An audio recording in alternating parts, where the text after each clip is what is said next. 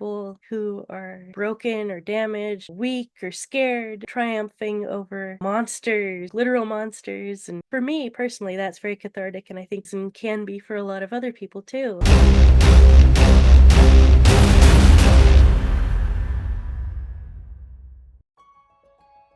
Hi everyone, my name is Lauren Spear, and I am the owner, head editor, podcast host, social media manager of HorrorFam.com, where our slogan is making horror friendly, but that's kind of misleading, I suppose, because most horror fans are already friendly, making horror accessible to everyone. I personally believe that everyone likes horror, they just don't know it yet. If they say they don't like horror, they just haven't found their subgenre yet.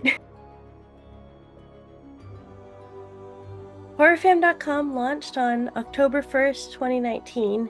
My husband Frank and I got married on April 27th, 2019, and then 4 days later, I was laid off from my job, but we took it as a sign, go after what we had always wanted to do, which was to own a horror website, bring in people, namely horror creators that are smaller, elevate them and give them a platform to talk about their work, because as people who have dealt with money struggles, we realize how much not having a budget can get in the way of not being able to live your dreams. A lot of these really cool horror creators don't have marketing budgets and wouldn't be seen otherwise, so we don't charge people to come on the HorrorFam.com podcast or to be featured in the Inbox Roundups. Izzy's Eerie Indies, where you feature even more kind of obscure horror creators and shine a spotlight on some of the stuff that,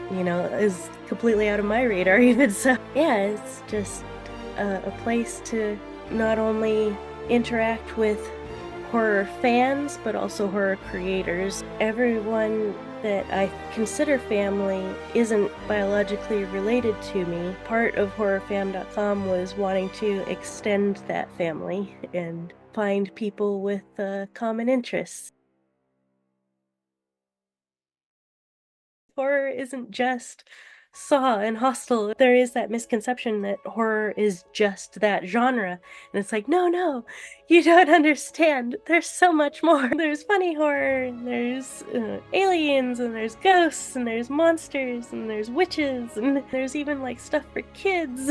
Hotel Transylvania is a nice little, cartoon horror for kids. Ghostbusters. And I was really happy when Stranger Things started up, because that sort of brought back the 80s nostalgia. And one of the things about HorrorFam.com is, even though we make suggestions of movies for kids and tweens and teens, is that HorrorFam.com itself is not a children's website. We keep the entire family in mind, but don't be putting your entire family on the site.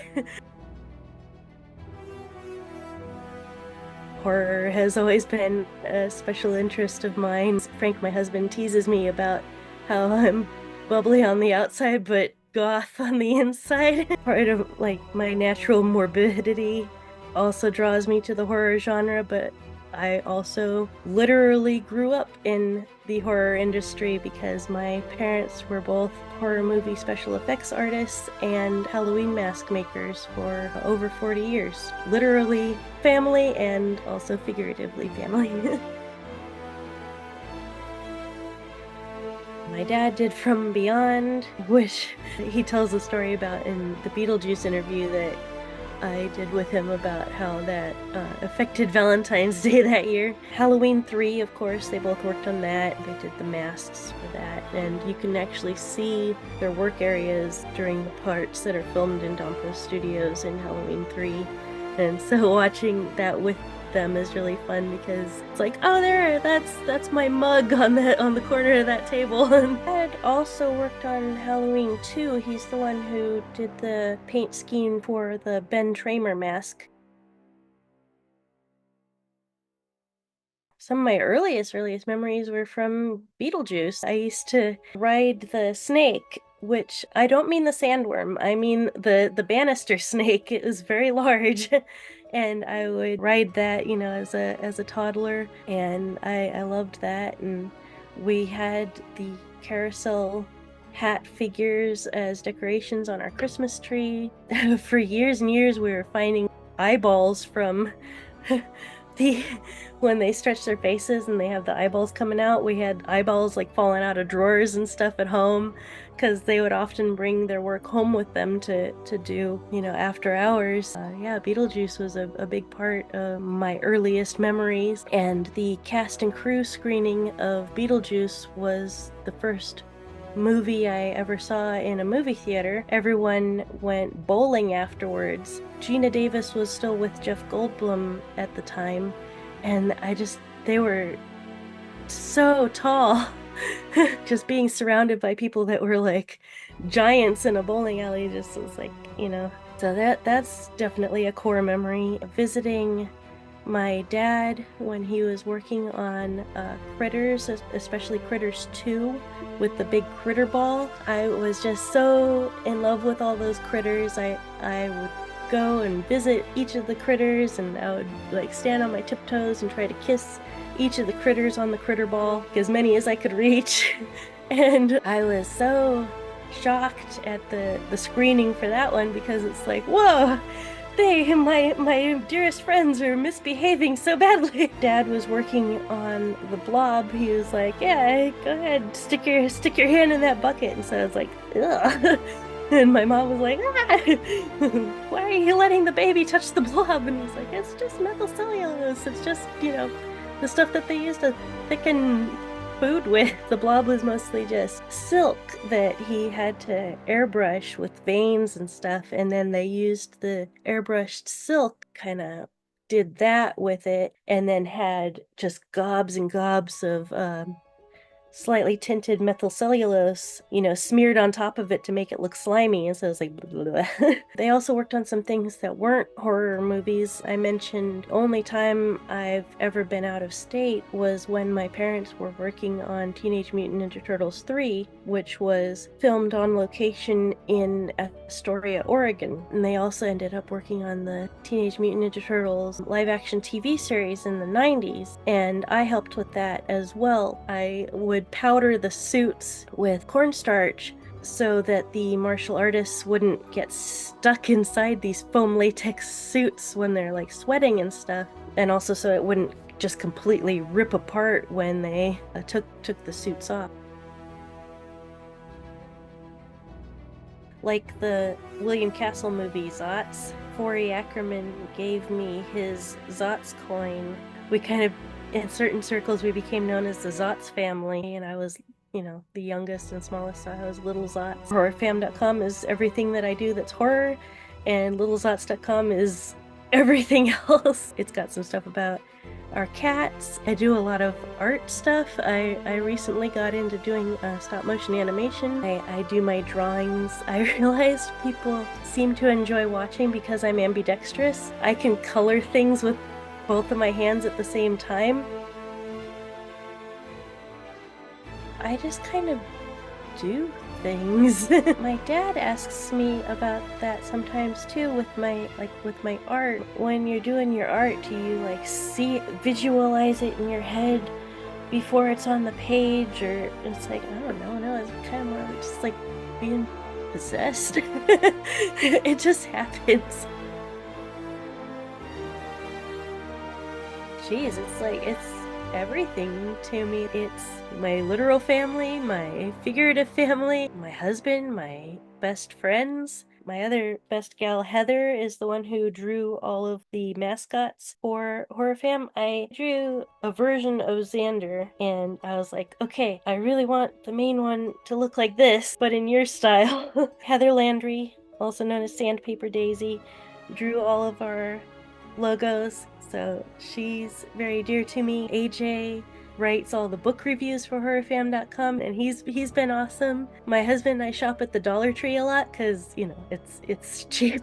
There are two people who work there who are totally into horror, and every time they see us come in, they're like, oh, new article on Friday, right? And I'm like, yeah. I wrote an article about this on HorrorFam.com, which is just called "Is Horror Good for You?" And there was even like an infographic that went with it and everything.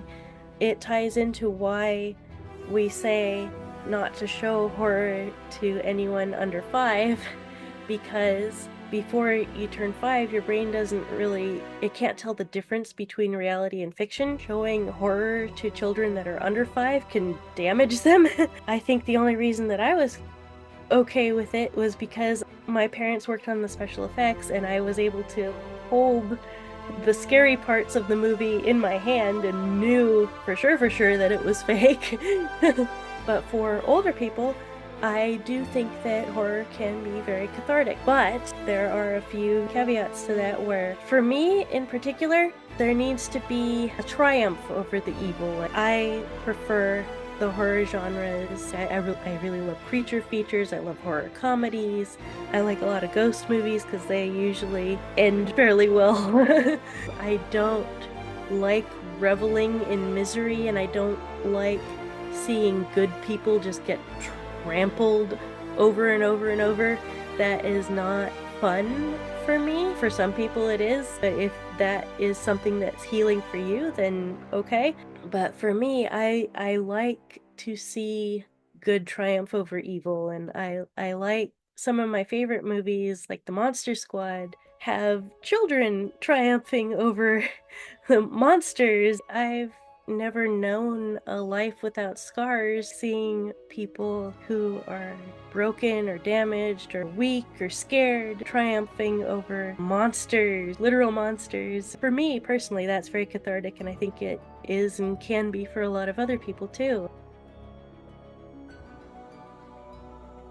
LittleZotz.com used to be LittleZotz Writing, which was writing for businesses, advice for writers. Basically just my online portfolio is where I got work as a freelance writer, then editor, but I was mostly a ghostwriter, which wasn't great for my mental health because I'm very dedicated and focused, and when I got hired to become someone, I became them, and to the point where I started to like lose myself, and I was already in a very bad situation where I was being crushed to the point of not existing anymore. And between having my personal life crushing me out of existence and then my work being completely hidden, I didn't exist anymore, and I took it upon myself to make that literal, and fortunately I was unsuccessful. That was 10 years ago this year. It was at that point that I was like, okay, I need to start turning things around, and I got out of the situation that I was in. I ended up meeting my husband and my best friend. They both share my interests in horror. I was very lucky to meet Frank and Christy. Frank, of course, co-owns HorrorFam.com now as my husband, and Christy, who is the maid of honor at our wedding, does the Christy's Creepy Commentary on HorrorFam.com, so her writing is all over it too. I'm going to be 40 in a couple of weeks. I never thought I would make it this far, so planning for the future has been a very new experience.